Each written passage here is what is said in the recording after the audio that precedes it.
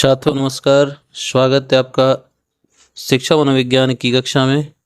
साथियों, आज की कक्षा में हम पढ़ेंगे व्यक्तिगत विभिन्नता। साथियों, अगर आप चैनल पर नए हैं तो चैनल को सब्सक्राइब करें, वीडियो को लाइक और शेयर करें। आपको संपूर्ण शिक्षा मनोविज्ञान, बाल विकास और शिक्षण विधियों की कक्षाएं इस चैनल पर निःशुल्क उपलब्ध रहेंगी। साथियों, शुरू करते हैं व्यक्तिगत विभिन्नता। अब व्यक्तिगत विभिन्नता क्या होती है, सबसे पहले हम इस शब्द को समझेंगे। तो देखो, व्यक्तिगत विभिन्नता यानी कि व्यक्तियों में विभिन्नता। कहने का मतलब प्रत्येक व्यक्ति अब अलग अलग होता है। उनमें अगर मान लो हम किन्हीं दो व्यक्तियों की तुलना करें तो निश्चित रूप से उनमें विभिन्नताएं मिलती हैं, उनमें असमानताएं मिलती हैं। तो इसी को लेकर आज अपना टॉपिक है कि व्यक्तिगत विभिन्नताएं क्या होती हैं। ठीक है, सभी जैविकीय पदार्थों में समानता नहीं पाई जाती है, यानी जितने भी सजीव हैं उन सब में क्या नहीं पाई जाती है, समानता नहीं पाई जाती है, क्योंकि उनका विकास अपनी अपनी गति से होता है। इसलिए जितने भी जैवीय पदार्थ हैं या सजीव हैं उन सब में क्या नहीं पाई जाती, समानता नहीं पाई जाती है, क्योंकि उनका जो विकास है वो अपनी अपनी गति से होता है। यह भिन्नता मनुष्यों में सबसे अधिक मात्रा में पाई जाती है। जितने भी सजीव हैं उन सब में विभिन्नता तो पाई जाती है, लेकिन जो मनुष्य है उसमें सबसे अधिक विभिन्नता पाई जाती है, क्योंकि मानव प्रकृति की सबसे गतिशील रचना है।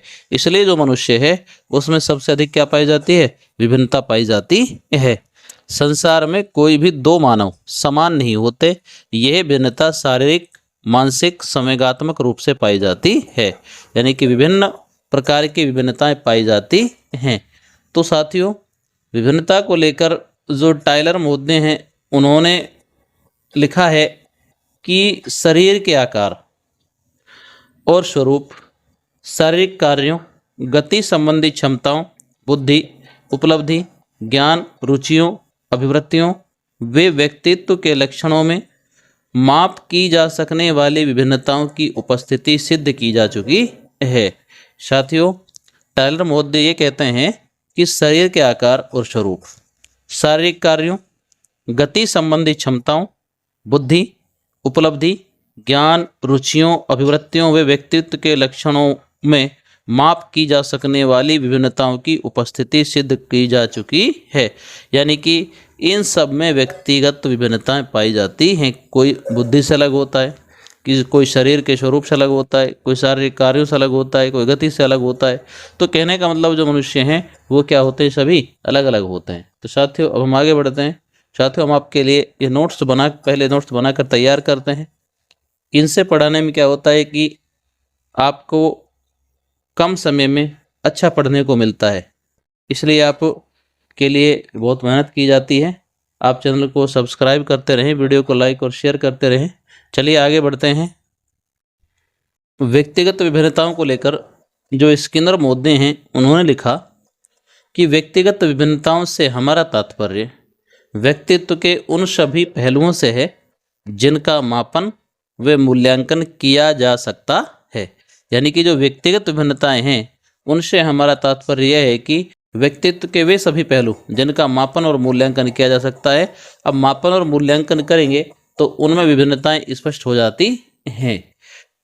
कार्टर बी गुड ने लिखा कि व्यक्तिगत विभिन्नता व्यक्तियों में किसी एक विशेषता एवं अनेक विशेषताओं को लेकर पाई जाने वाली विभिन्नता है, जो संपूर्ण रूप में वे सारे भेद व अंतर हैं जो एक व्यक्ति को दूसरे व्यक्ति से अलग करती हैं। यानी कि व्यक्तिगत विभिन्नताएं क्या हैं, ये व्यक्तियों में किसी एक विशेषता या अनेक विशेषताओं को लेकर पाई जाने वाली विभिन्नता है, जो संपूर्ण रूप में वे सारे भेद व अंतर हैं जो एक व्यक्ति को दूसरे व्यक्ति से क्या करती हैं, अलग करती हैं। तो संक्षेप में हम ये कह सकते हैं कि शारीरिक, मानसिक, सामाजिक आदि किसी भी दृष्टि से दो व्यक्तियों के व्यक्तित्व तथा क्रियाओं में जो विभिन्नताएं पाई जाती हैं उन्हें व्यक्तिगत विभिन्नताएं कहते हैं। यानी कि शारीरिक रूप से, मानसिक रूप से या सामाजिक रूप से किसी भी दृष्टि से दो व्यक्तियों के व्यक्तित्व तथा क्रियाओं में जो विभिन्नताएं पाई जाती हैं उन्हें व्यक्तिगत विभिन्नताएं कहते हैं। तो साथियों, व्यक्तिगत विभिन्नताएं आपको समझ आया होगा कि कोई भी व्यक्ति जो व्यक्ति हैं उनमें शारीरिक रूप से, मानसिक रूप से अथवा सामूहिक रूप से जो भी व्यक्तित्व या क्रियाओं में भिन्नताएं पाई जाती हैं उन्हें हम व्यक्तिगत विभिन्नताएं कहते हैं। साथियों, अब हम बात करते हैं व्यक्तिगत विभिन्नता का स्वरूप या प्रकृति क्या होती है, यानी कि व्यक्तिगत विभिन्नताएं कैसे कैसी हो सकती हैं, किस किस रूप में हो सकती हैं। तो साथियों, व्यक्तिगत विभिन्नताएं जो होती हैं वो देखो, शारीरिक भिन्नता हो सकती है, नैतिक भिन्नता हो सकती है, सामूहिक भिन्नता हो सकती है, बौद्धिक भिन्नता हो सकती है, सामाजिक भिन्नता हो सकती है, सांस्कृतिक रूप से भिन्न हो सकते हैं, प्रजातीय भिन्नता हो सकती है। कहने का मतलब जो व्यक्ति है उनमें बहुत सारे प्रकार की भिन्नताएं हो सकती हैं। ये अपन को ध्यान रखना है कि जो व्यक्ति है उसमें विभिन्नताएं अनेक प्रकार से हो सकती हैं। देखिए, अब हम बात करते हैं व्यक्तिगत विभिन्नता के कारणों की, यानी कि व्यक्तिगत जो भिन्नताएं होती हैं उन भिन्नताओं का कारण क्या क्या होता है। तो देखो, व्यक्तिगत भिन्नताओं का कारण एक तो होता है आनुवंशिक या वंशानुक्रम हो सकता है, ठीक है, या फिर वातावरण भी हो सकता है, आयु और बुद्धि हो सकती है, परिपक्वता भी हो सकती है, यौन भेद हो सकते हैं, जाति, प्रदेश या फिर आर्थिक दशा जो है वो भी हो सकती है, और सामाजिक परिवेश जो है वो भी व्यक्तिगत विभिन्नताओं का कारण हो सकता है। अब आनुवंशिक या वंशानुक्रम है, जैसे इसके यदि हम बात करें तो हमें जो रंग रूप आकार को लेकर भिन्नता पाई जाती है ना, वो वास्तव में वंशानुक्रम द्वारा हमें क्या होती है, प्राप्त होती है। और वंशानुक्रम के आधार पर ही व्यक्तित्व का विकास व निर्माण भी होता है। इसके कारण आंतरिक और बाह्य अवयवों में क्या होती है, भिन्नता देखने को अपन को मिलती है। और साधारणतः जो वंशानुक्रम का अर्थ हमारे पूर्वजों, माता पिता आदि से चलते आ रहे जो गुण और अवगुण होते हैं वो जब बालकों में आ जाते हैं तो उसको हम वंशानुक्रम कहते हैं, ठीक है। तो उनके कारण भी व्यक्तिगत विभिन्नता होती है। ऐसे ही वातावरण के कारण भी व्यक्तिगत विभिन्नता हो सकती है, क्योंकि जैसे ही बालक जो होता है, यानी गर्भ निर्धारण के बाद बालक को जैसा वातावरण मिलता है, अलग अलग वातावरण मिलता है, तो उस बालक का जो विकास है ना वो भी अलग अलग प्रकार से होता है। जैसे यदि दो बच्चों में से एक का पालन पोषण तो झोंपड़ी में किया जाए, दूसरे का बहुत अच्छे परिवार में या में किया जाए, एक बच्चे को साधारण स्कूल में पढ़ाया जाए, दूसरे बच्चे को बहुत अच्छी स्कूल पढ़ाया जाए, तो दोनों का जो विकास है वो अलग अलग हो रहा है, क्योंकि उनके विकास पर कुछ प्रभाव पड़ रहा है, क्योंकि उनको जो वातावरण मिल रहा है वो भी अलग अलग प्रकार का मिल रहा है, और उसके कारण उनमें व्यक्तिगत विभिन्नताएं आ जाती हैं। आयु और बुद्धि। अब आयु और बुद्धि के अनुसार भी क्या होता है कि आयु जैसे जैसे बढ़ती है वैसे वैसे ही उनके व्यवहार में क्या आता है, परिवर्तन आता है। मान लो कोई बालक है तो जैसा उसकी आयु बढ़ती जाएगी तो वैसे वैसे उसके व्यवहार में क्या आएगा, परिवर्तन आता जाता है, क्योंकि प्रत्येक आयु में शारीरिक, मानसिक और संवेगात्मक जो विकास होता है ना वो अलग अलग प्रकार से अपने अपने ढंग से होता है। जैसे हम कहेंगे भाई छोटे बच्चे जो होते हैं ना वो अधिक खेल प्रिय होते हैं, तो वहीं जो दूसरी तरफ जो किशोर होते हैं वो साहसिक कार्य में निपुण होते हैं। तो आयु बढ़ने के साथ साथ बुद्धि का विकास भी होता जाता है, तो इसका भी प्रभाव व्यक्तिगत विभिन्नता होती है। तो देखो, परिपक्वता यानी मैच्योरिटी, यानी परिपक्वता मनुष्यों को कार्य करने में सक्षम बनाती है, ठीक है, क्योंकि एक बालक जो होता है तभी सीखता है वो जब कार्य को करने के लिए वो तैयार हो जाता है, यानी कि उसमें मैच्योरिटी आ जाती है। तो परिपक्वता का बहुत कुछ संबंध हमारे मस्तिष्क और किसी परिस्थिति विशेष में जो हम निर्णय लेते हैं उस निर्णय लेने और उसके अनुसार कार्य करने से होता है। तो परिपक्वता भी शारीरिक, बौद्धिक दृष्टि से अलग अलग आयु में होती है। अब यौन भेद की हम बात करें तो देखो, यानी कि सेक्स डिफरेंसेस, इसके कारणवश क्या होता है कि बालकों और बालिकाओं की जो शारीरिक बनावट होती है उनका संवेगात्मक विकास होता है और उनकी कार्य क्षमता में अंतर पाया जाता है, ठीक है, क्योंकि लिंग की दृष्टि से ही इनमें शारीरिक, बौद्धिक, सामूहिक आदि प्रकार का विकास अलग अलग रूपों में होता है। तो बालिकाएं जैसे शारीरिक दृष्टि से अधिक बढ़ती हैं और बालक कम, लेकिन बालिकाओं में बालकों से कम शक्ति होती है। एकाग्रता की दृष्टि से बात करें तो बालिकाओं में अधिक एकाग्रता पाई जाती है। ऐसे ही जाति, प्रजाति या देश भी व्यक्तिगत विभिन्नता का कारण होते हैं।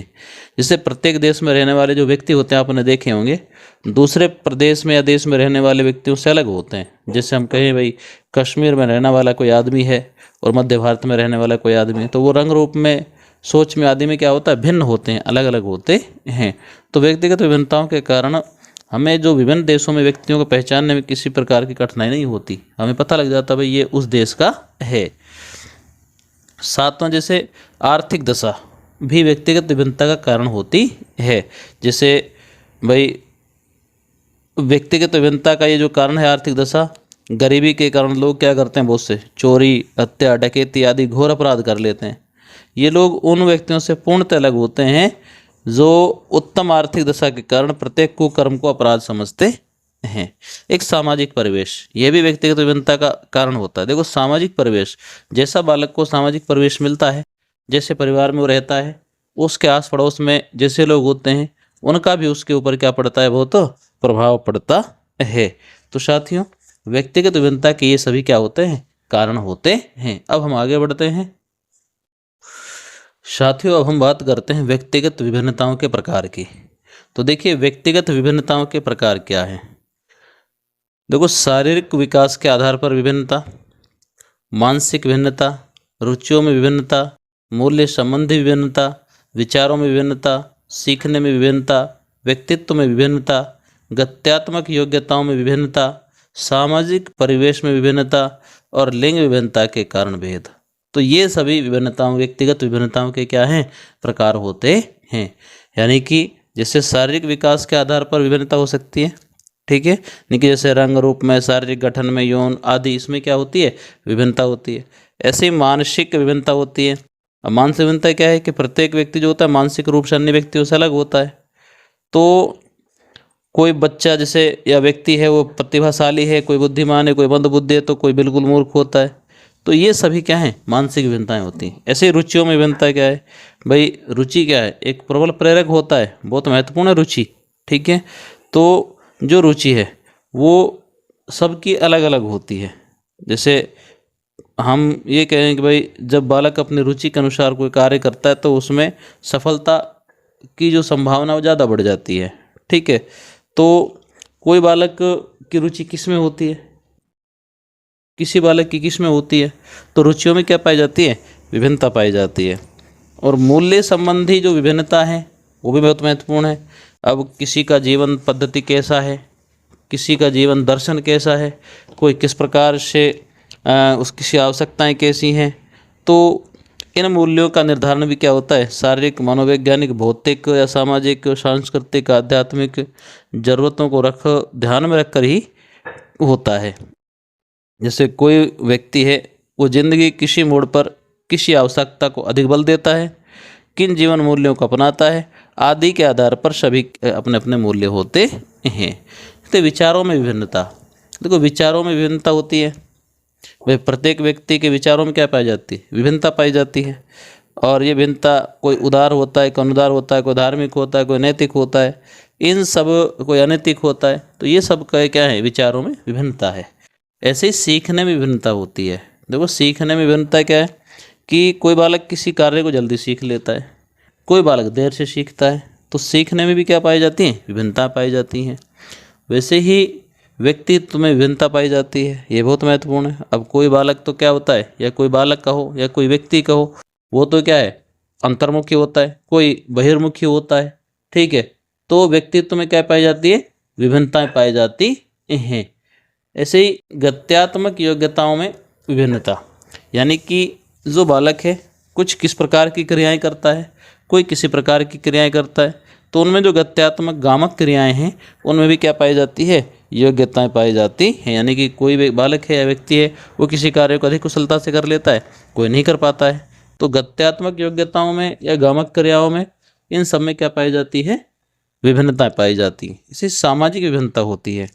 अब सामाजिक विभिन्नता जो है वो, जैसे प्रत्येक बालक जो होता है वो अलग अलग समाज में रहता है और इसी समाज का प्रभाव बालक के ऊपर पड़ता है, और इसी प्रभाव के कारण प्रत्येक बालक सामाजिक रूप से क्या होता है, अलग अलग होता है। लिंग विभिन्नता के कारण भेद, लिंग विभिन्नता के कारण भेद भी होते हैं। देखो जैसे बालक व बालिकाओं में कई प्रकार से भिन्नता पाई जाती है। जैसे ये भिन्नता शारीरिक हो सकती है, मानसिक हो सकती है, या फिर सामूहिक हो सकती है।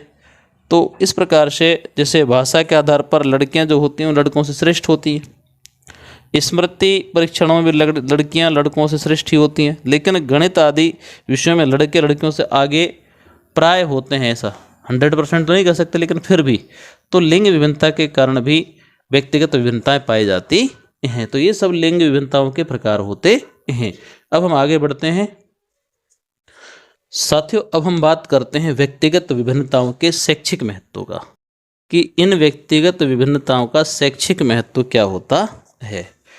तो सबसे पहले हम बात करते हैं कि जो व्यक्तिगत भेदों के अनुसार शिक्षा, जब हमको बालक के व्यक्तिगत विभिन्नताएं पता लग जाती हैं तो उनके अनुसार उसके शिक्षा की व्यवस्था की जाती है। तो इसका शैक्षिक महत्व हुआ। कक्षा का आकार, जैसे कक्षा में कितने प्रकार के किन किन विशेषताओं के किन किन व्यक्तिगत विभिन्नताओं वाले बालक हैं, उनके अनुसार हम कक्षा का आकार सीमित कर सकते हैं। लिंग भेद के अनुसार शिक्षा, यानी कि लिंग भेद के अनुसार भी हम शिक्षा की व्यवस्था उनके लिए कर सकते हैं। ठीक है। शिक्षण विधियों का चुनाव, जब हमें किसी बालक की व्यक्तिगत विभिन्नताओं का पता लग जाता है तो हम उसको उसी शिक्षण विधि से पढ़ाते हैं जिससे वो समझ सकता है। ऐसे ही शारीरिक दोषों का ध्यान, अब व्यक्तिगत विभिन्नताओं का पता होने के कारण अपन क्या लग जाता है, उनके शारीरिक दोषों का भी ध्यान हमें हो जाता है कि भाई कौन सा बालक जो है उसमें किस प्रकार के दोष हैं। गृह कार्य, जब आपको व्यक्तिगत विभिन्नताओं का पता लगा तो आप उन बालकों को उसी प्रकार का गृह कार्य दोगे जिस कार्य को करने में, जितना कार्य करने में वो सक्षम होते हैं। जैसे पाठ्यक्रम, अब पाठ्यक्रम का जो निर्माण होता है वो बालकों की व्यक्तिगत विभिन्नताओं को देखते हुए किया जाता है, यानी कि ऐसा पाठ्यक्रम बनाया जाता है जो प्राय सभी बालकों को सूटेबल हो। निर्देशन, अब जब बालक बड़े होने लगते हैं तो उनको व्यवसाय चुनाव या निर्देशन, वो किस क्षेत्र में जाना चाहते हैं, उनकी व्यक्तिगत विभिन्नताओं को ध्यान में रखकर हम निर्देशन दे सकते हैं। आर्थिक व सामाजिक दशाओं के अनुसार शिक्षा, जब हमें यह मालूम होता है कि भाई किस बालक की आर्थिक दशाएं और सामाजिक दशाएं अलग हैं, उनको अलग प्रकार से शिक्षा की व्यवस्था की जा सकती है। तो इस प्रकार से व्यक्तिगत विभिन्नताओं का शैक्षिक महत्व बहुत अधिक होता है। तो साथियों, ये थी व्यक्तिगत विभिन्नताएं। हमने आपको व्यक्तिगत विभिन्नताएं बहुत विस्तार से बताई। साथियों, आपको निश्चित रूप से समझ आया होगा। तो साथियों, चैनल को सब्सक्राइब करें, वीडियो को लाइक और शेयर करते रहें। आप अधिक से अधिक इसको शेयर करें। साथियों, आज के लिए इतना ही, मिलते हैं अगली कक्षा में। तब तक के लिए जय हिंद, जय भारत।